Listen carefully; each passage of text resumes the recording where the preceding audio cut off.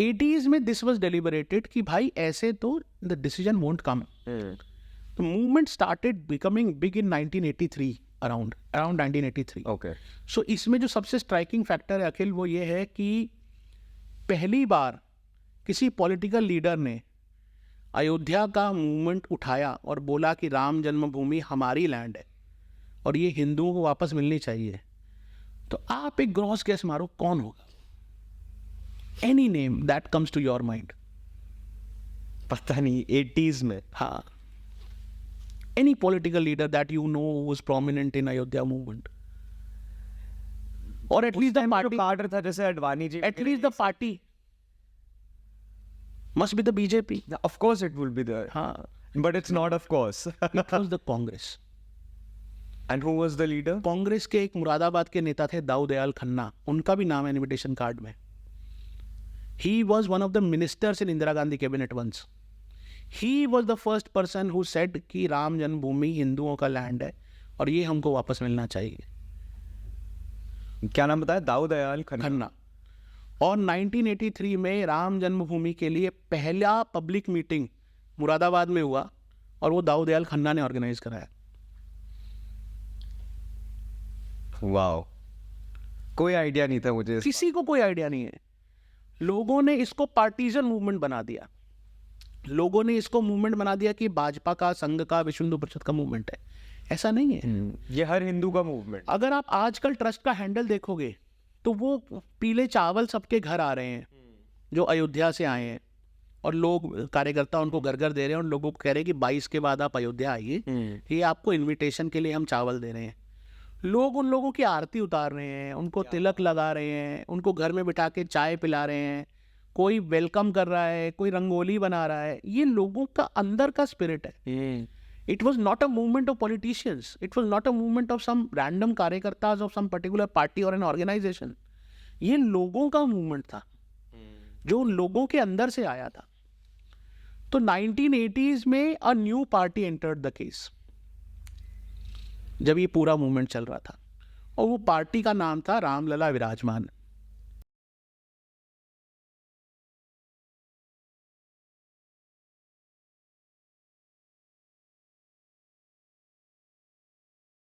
देवता को एक लीगल एंटिटी माना जाता है.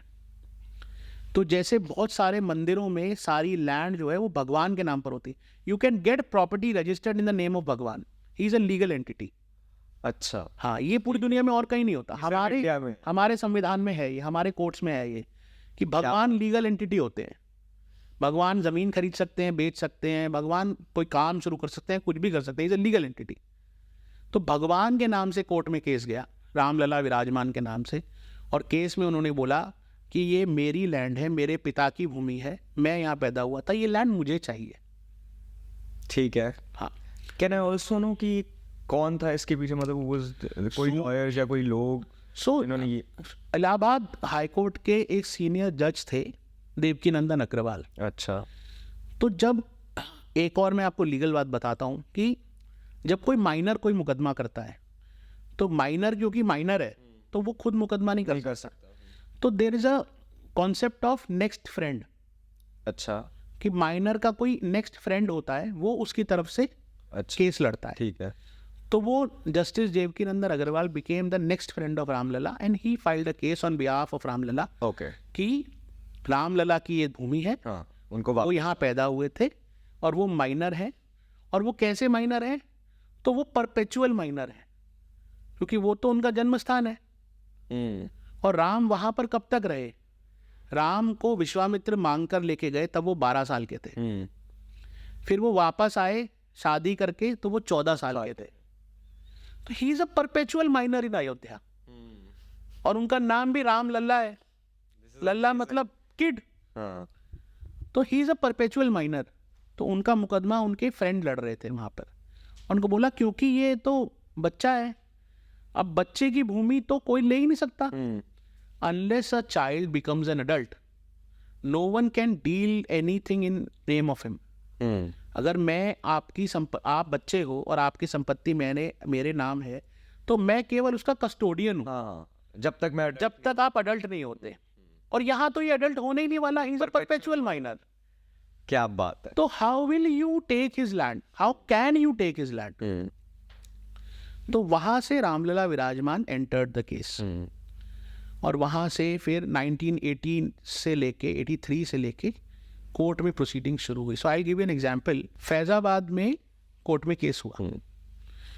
तो मुस्लिम पक्ष ने पहला सवाल पूछा, पहली बात जो रखी वो ये थी कि राम की तो एग्जिस्टेंस का कोई सबूत ही नहीं है, कि राम अयोध्या में ही हुए थे क्या, और अयोध्या में ही हुए थे तो यही वो अयोध्या है क्या?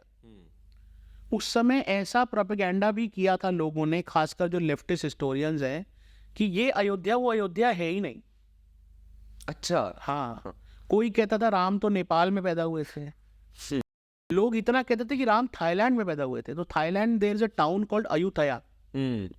Ayutthaya, it's a town there. और वहाँ के जो राजा होते हैं, the king of Thailand, even now he is called a descendant of Ram. तो the raja holds the title of Ram there. Oh. तो कोई भी राजा का कुछ भी नाम हो, उनके नाम में राम. टाइटल राम का होता है. तो लेफ्टिस्ट हिस्टोरियंस तो ये भी कहते थे कि अयोध्या तो थाईलैंड में है या अयोध्या तो नेपाल में है. And they used to give documentary proofs also. तो चंपत जी कहते हैं कि कोर्ट में पहली बार, and Champat ji someone who was associated with the legal battle since 83 when the case started. अच्छा. ओके. तो वो कहते हैं कि जब पहली बार केस हुआ और केस में ये बोला कि राम तो हुए ही नहीं, तो कहते फिर हमारे लोगों ने खड़े होके बोला कि भाई देखो ऐसा है, अगर यहाँ से बैटल शुरू करना है तो फिर तो court can not decide. Yes. फिर तो एक काम करते हैं, मैदान में करते हैं फैसला. This can only be decided in on the road, on the streets. It can not be decided in court. तो चंपत जी कहते हैं कि देन द लर्नेड जज consult the other party and said कि भाई देखो, you have to accept the basic premise कि राम थे, राम अयोध्या में ही थे, अयोध्या यही है, उसके आगे ही केस की सुनवाई हो सकती है. अच्छा. ओके. तो वहाँ फिर that party the Muslims agreed कि चलो ठीक है, यहाँ से आगे हम अब शुरू करते हैं केस. हम वहाँ से आगे केस की प्रोसीडिंग शुरू हुई. रामलला विराजमान एक पार्टी के तौर पर एंटर हुए. बैटल चलता रहा.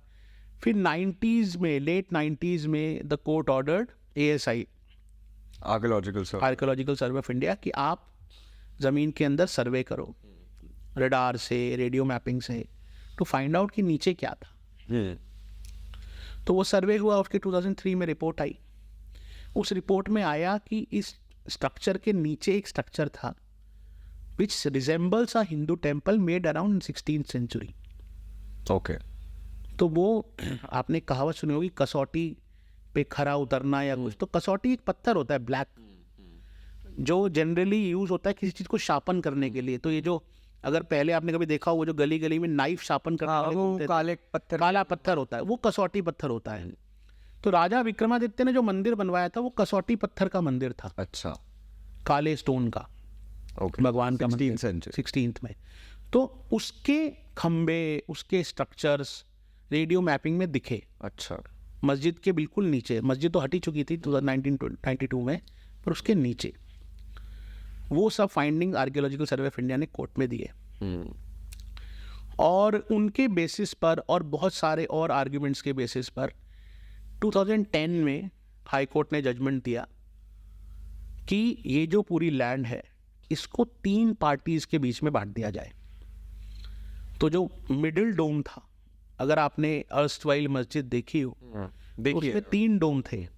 तो जो मिडिल डोम था उसको दे दिया रामलला विराजमान को. राइट वाला डोम जिसमें सीता कूप था, सीता रसोई थी, वहाँ एक कुआं है बेसिकली. ओके. ऐसा लेजेंड कहा जाता है कि सीता जी उस कुएं से पानी निकाल के खाना बनाती थी भगवान के लिए. अच्छा. अभी वो कुआं हमारे नए मंदिर के स्ट्रक्चर में it has been preserved. Okay. और उसके पानी से अब मतलब खाना बनेगा जब लंगर शुरू होगा, भंडारा शुरू होगा मंदिर में. तो वो दे दिया. वहाँ एक अखाड़ा है, निर्मोही अखाड़ा, जिसके महंत रघुवर दास थे जिन्होंने केस किया था उनको, कि ये निर्मोही अखाड़ा का है. और एक डोम के नीचे का लैंड दे दिया सुन्नी सेंट्रल वक्फ बोर्ड को कि ये आपका है. 2010 में हाई कोर्ट ने. It was I think 30th September 2010. तो अब तीनों पार्टीज में से कोई भी उस जजमेंट से खुश नहीं थे, क्योंकि पहली बात तो किसी ने ये मांगा ही नहीं था. Nobody asked for division. ये कोई घर तो था नहीं कि आपने दो भाइयों में आधा आधा बांट दिया। It is a case of devotion, matter of devotion. तो किसी ने उस पर अग्री नहीं किया and finally they went to the supreme court. 3 महीने का टाइम होता है आपके पास सुप्रीम कोर्ट में जाने के लिए। सुप्रीम कोर्ट में गए, सुप्रीम कोर्ट ने पिटिशन एक्सेप्ट कर ली, पर उस पर एक्शन नहीं हुआ कुछ भी। इसमें एक्शन होना शुरू हुआ 2015-16 के अराउंड पहली बार।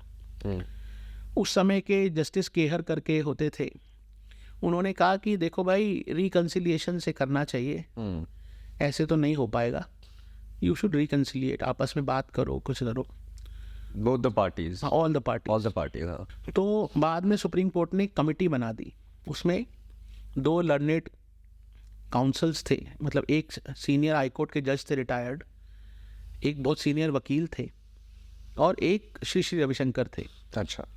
तो इन 3 लोगों की कमेटी बना दी और उनको बोला कि आप जाके सारी पार्टीज से बात करो और सबसे मिलो और एक म्यूचुअल अग्रीबल सोल्यूशन पर आओ, so that a solution can be reach in this particular case. वो लोग सब आए, गुरजी आए, जस्टिस हलीफुल्ला थे शायद, I am not remembering the exact name. वो 3 लोग आए अयोध्या, कई बार आए, उन्होंने सारी पार्टी से बात की। लेकिन उस पूरे आर्ग्यूमेंट में सबसे बड़ा प्रॉब्लम यही था कि चंपत जी हमेशा कहते हैं कि भाई आप समझौता किस चीज़ पर करोगे। समझौता जब होता है, जब किसी केस में रिकॉन्सिलिएशन होता है, तो उसमें बेसिक चीज़ क्या होती है? Give and take. बिल्कुल। कि आप कुछ दो, हम कुछ दें, कुछ आप छोड़ो, कुछ हम छोड़ें, तो एक म्यूचुअली अग्रीएबल सोल्यूशन आ जाए। तो चंपत जी कहते थे कि यार हमारे पास कुछ देने को है ही नहीं, हमारा तो एक नॉर्मल सी बात है कि यही जगह है, हमको यही चाहिए, हम इससे 1 इंच इधर 1 इंच उधर हो ही नहीं सकते, तो we have nothing to offer. Solution इसका यही है कि दूसरी पार्टी वो जगह छोड़ दे, तो हम चुप हो जाएंगे। वो हुआ नहीं, मीडिएशन रुक गया। इसमें मैं एक बात और जोड़ना चाहूँगा कि मैंने एक बार चंपत जी को पूछा था, और it was a big gathering in constitution club, तो मैंने उनको पूछा था कि कभी आपको ऐसा लगा कि थक गए अब, मतलब 500 ईयर्स का बैक, ऑफ कोर्स, कभी आपको ऐसा लगा हो कि यार मेरी उम्र निकल गई, 80s से 2018 आ गया, 35 ईयर्स हो गए, कभी आपको ऐसे मोमेंट पे लगा कि यार नहीं यार अब तो उम्मीद टूट गई, या अब आशा नहीं है कुछ होगा? तो ही सेड कि एक मोमेंट के लिए कभी लगा नहीं। तो मैंने पूछा कैसे नहीं लगा आपको, क्या सोचा आपने? तो उन्होंने बोला देख राहुल, पहली बात तो ये कि 500 साल से हम लड़ रहे हैं एक बात पे, अगर मैं उस बात पे समझौता कर लूं तो first I show a contempt to my ancestors, जिन्होंने 500 साल बैटल किया।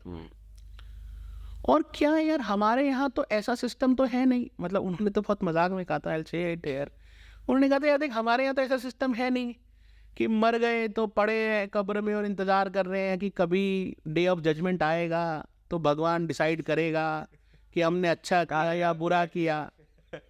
कि हमारे यहाँ तो कबड्डी के खेल जैसा है, जैसे कबड्डी खेलते हैं, आप गए दूसरे पाले में, लोगों ने आपको पकड़ लिया तो आप आउट हो गए, तो आउट होने वाले को कहते हैं कि ये मर गया। फिर दूसरा गया, उसने उनका एक पकड़ लिया तो आप जिंदा हो गए। तो हमारे यहाँ तो ऐसा है, हम इधर मरेंगे उधर पैदा हो जाएंगे। क्या बात, कबड्डी का खेल है, क्या बात है। और 500 साल लड़ रहे हैं, 500 साल और लड़ लेंगे, पर जगह नहीं छोड़ेंगे कि भाई। और मुझे याद है उनका एक लाइन, उन्होंने एक लाइन कही थी, जिसलिए I recommend you to see his that particular speech.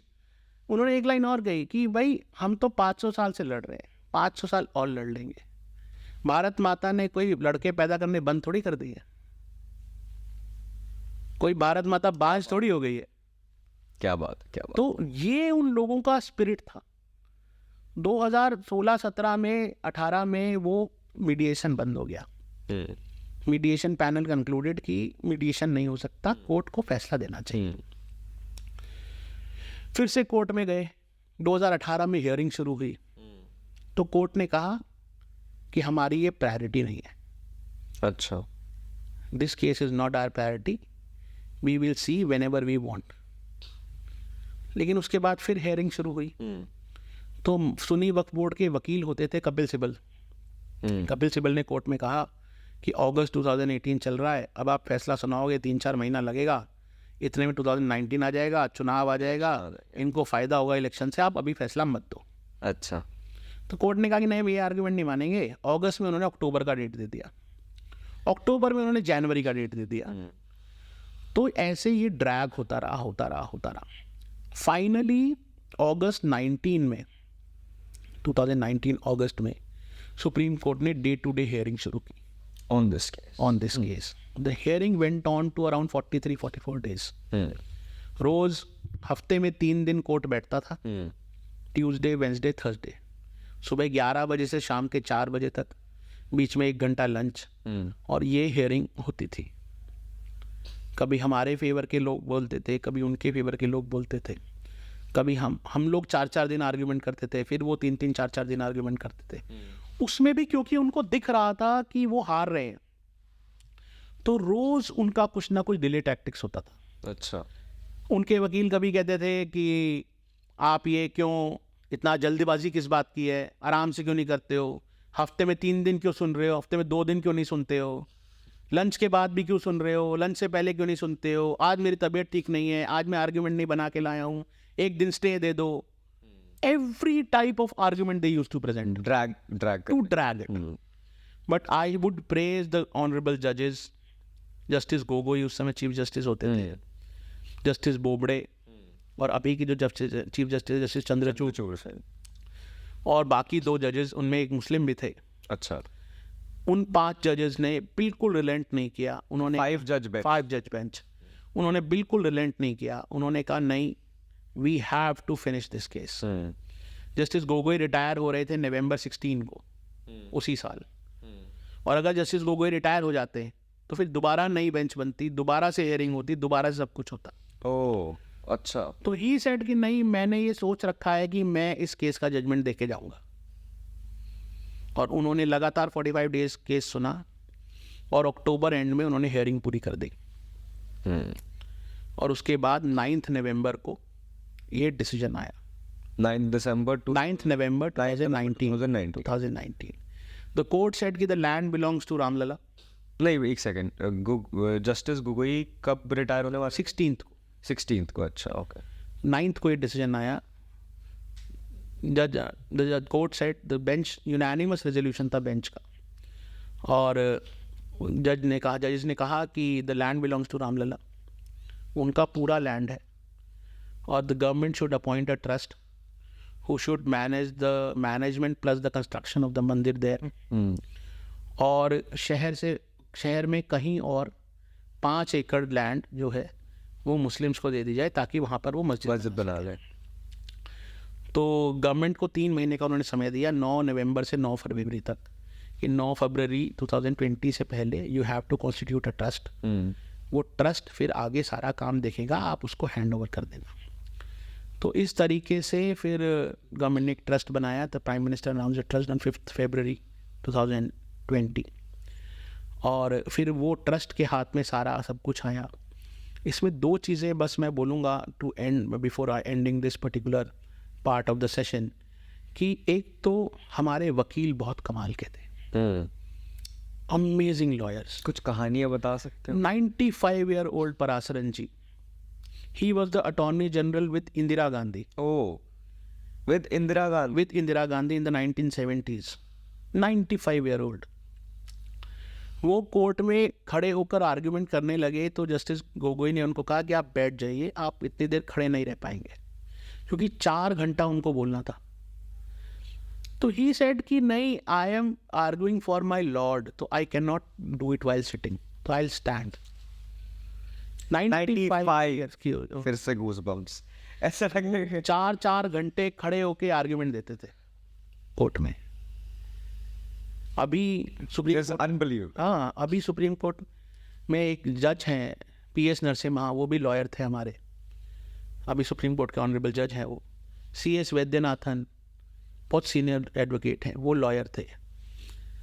ये लोग ऐसे पूरे दिन 45-50 दिन या उससे पहले प्रेपरेशन के दौरान और कुछ नहीं किया, पूरे समय ये लोग यही काम करते थे, आर्गुमेंट्स प्रिपेयर करते थे, आपस में डिस्कशंस करते थे। वैद्यनाथन जब आर्गुमेंट देते थे तो जूते उतार के साइड में रखते थे, नंगे पैर खड़े होकर आर्गुमेंट देते थे कोर्ट में। इस केस के लॉयर्स ऐसे थे जिन्होंने जो देश में किसी से कितना भी पैसा चार्ज कर सकते हैं इन केसेस को लड़ने का, पर किसी ने एक पेनी नहीं ली किसी से, ना ट्रैवल का पैसा, ना होटल का पैसा, ना रुकने का पैसा, sheer डिवोशन। वाओ। और देश का कोई ऐसा बड़ा माना वकील नहीं था जो किसी ना किसी तरीके से केस में एसोसिएटेड ना हो, चाहे उनका नाम केस लिस्ट में हो या ना हो, but everyone contributed in their own way. इतना अमेजिंग टाइम था वो, you people didn't see it, but it was the sheer display of devotion कि कोई उनको भी एक ऐसा मौका मिल रहा है कि वो ऐसा कुछ अचीव कर पाए कि जिसके लिए हमारे इतने जनरेशन्स वो लोग रहे नहीं, मर गए, खप गए, लड़ गए। तो the lawyers were amazing, amazing.